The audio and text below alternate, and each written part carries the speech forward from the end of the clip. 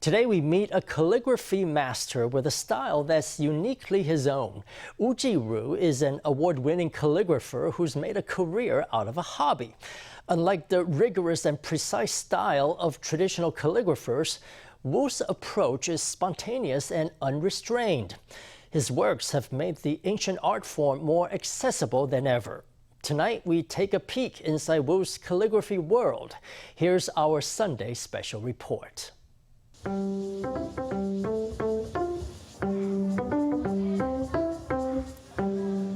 calligraphy exhibition is on at Taichung's Taiwan Folk Museum.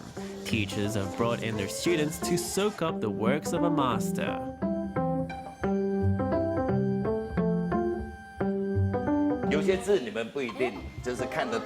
You might not recognize all the Chinese characters, but each one has profound meanings. This is like a painting. It has the feel of a painting.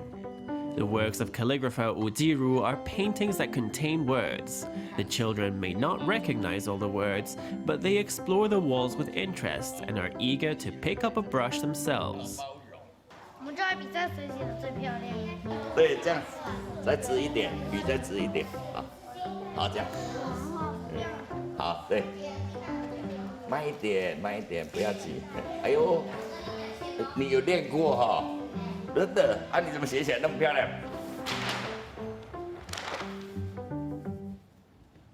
Seeing the little ones try their hand, Wu can't help but give some pointers. 很重要一点，一定要脱鞋子，还要脱袜子。 A very important point is to always take off your shoes. Socks must come off too. You must be grounded. This is so that when you do calligraphy, heaven, earth, and man come together as one. Right here and now, Wu pulls off his shoes and socks with his signature spontaneity. As he puts brush to paper, what emerges is not classical poetry, but his own anti-war manifesto. In a statement of opposition, the Chinese character for war is rendered in reverse. Flip the paper to find the word in the correct orientation, exquisite and fully formed. Whether he's writing backwards, switching hands, or swapping out his brush for a rag, Wu is full of surprises in his approach to calligraphy and to life. 这叫逆向思考。我们两个拿起来。哦，翻过来。翻过来就是这个。就这样。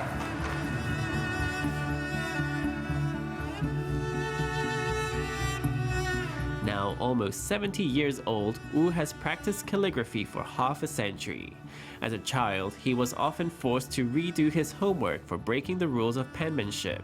He stumbled upon calligraphy as a high school sophomore when he half-heartedly joined a contest nobody else in class wanted to be in. What was supposed to be a detour turned out to be a turning point of his life. 我高二的时候，我连笔都还不会拿，我只会拿钢笔。 When I was a high school sophomore, I didn't even know how to hold a brush. I only knew how to hold a fountain pen because I didn't know what I was doing. I was daring and sloppy. I wrote as if I were holding a pen. I submitted my work and won first place. Unlike most calligraphy students, Wu had no frame of reference. He didn't have hours of practice copying the masters. His calligraphy was unique and won favor from the judges. Wu lost his father at the age of 10. His family struggled to make ends meet, with his mother selling ginseng to support 5 children.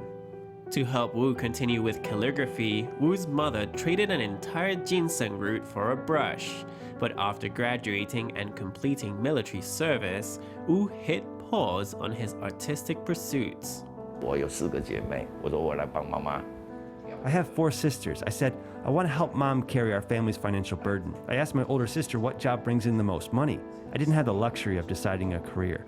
My sister said eyeglasses, so I got a job in the glasses business.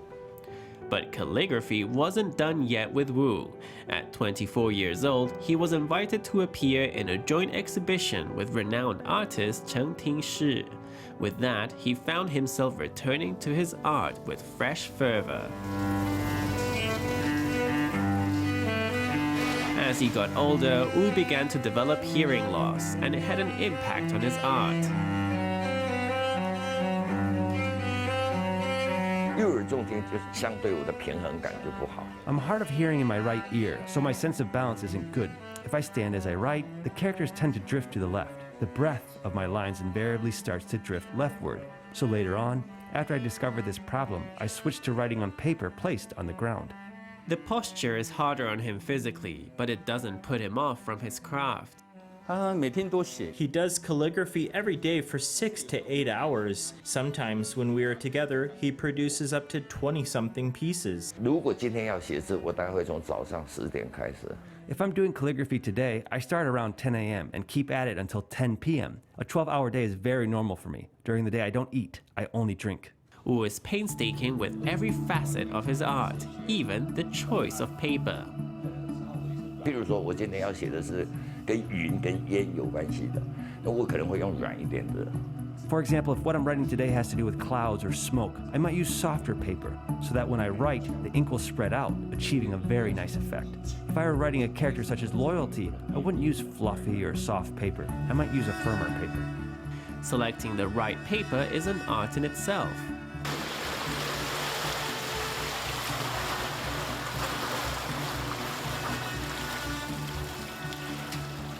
Nanto's Puli Township has been a paper production site since the Japanese colonial era.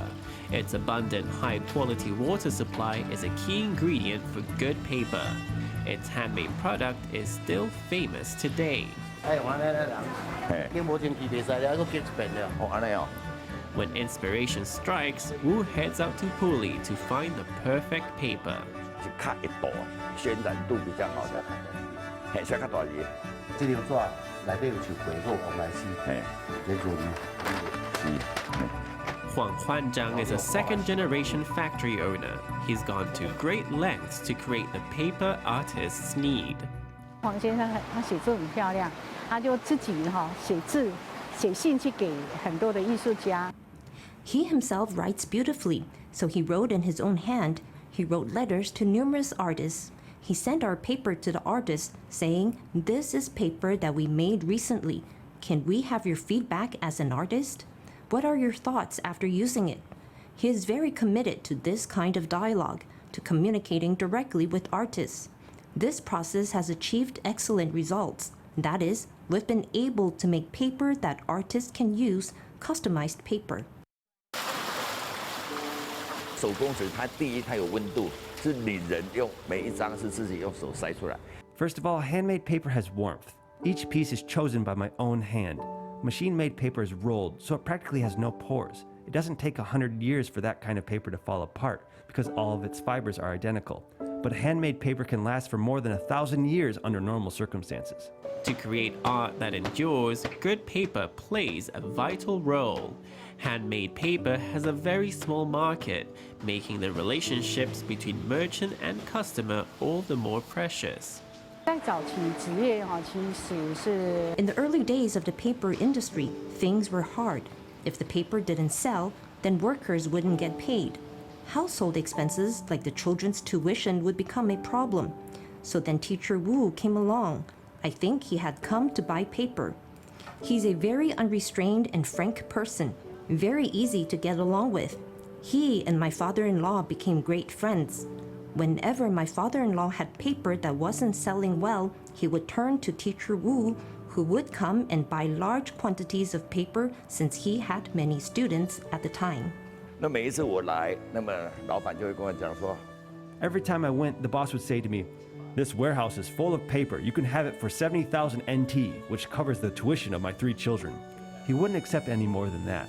When the business was handed over to the second generation, he told his sons that they were able to graduate from college because of his teacher who, every semester, bought all the paper in the warehouse. For Wu, helping to raise the children has made the paper mill feel almost like family. In the 1980s, Puli was home to more than 40 paper mills. Only a few of them remain today. Although the paper industry is well in decline, young paper makers in Puli are still striving to innovate. They seek to bring traditional paper to the modern age, much like what Wu has done for calligraphy. When Wu was invited to join Chen's art exhibition at 24 years old, what he learned was not techniques in calligraphy. Rather, it was how to make it as an artist. 两只大螃蟹，一只是他。 There are these two big crabs. One is Chen and the other represents tradition. The big crab suddenly flips itself over. There's a little crab. That's me. Chen calls out to me, tells me to quickly cross the road. He says to me, "It doesn't matter if it's me or if it's tradition. Tradition should not be blocking the road. You should flip it over, little crab." Wu's work has been hailed by art critic Xie Lifa as tradition-defying, imaginative, and nearly impossible to imitate. 他的笔沾墨，在纸上一刷，我一看就知道他。 As soon as that first swipe of ink hits the paper, I know it's him. We might describe his work as singing traditional Taiwanese opera in the style of Western opera. Feet on the ground, Wu brushes on thick strokes, moving as if ordained by destiny, no thought required. His body flows in a natural dance, going exactly where it needs to go. It's an approach that doesn't follow any calligraphy style or school, putting Wu in a class of his own.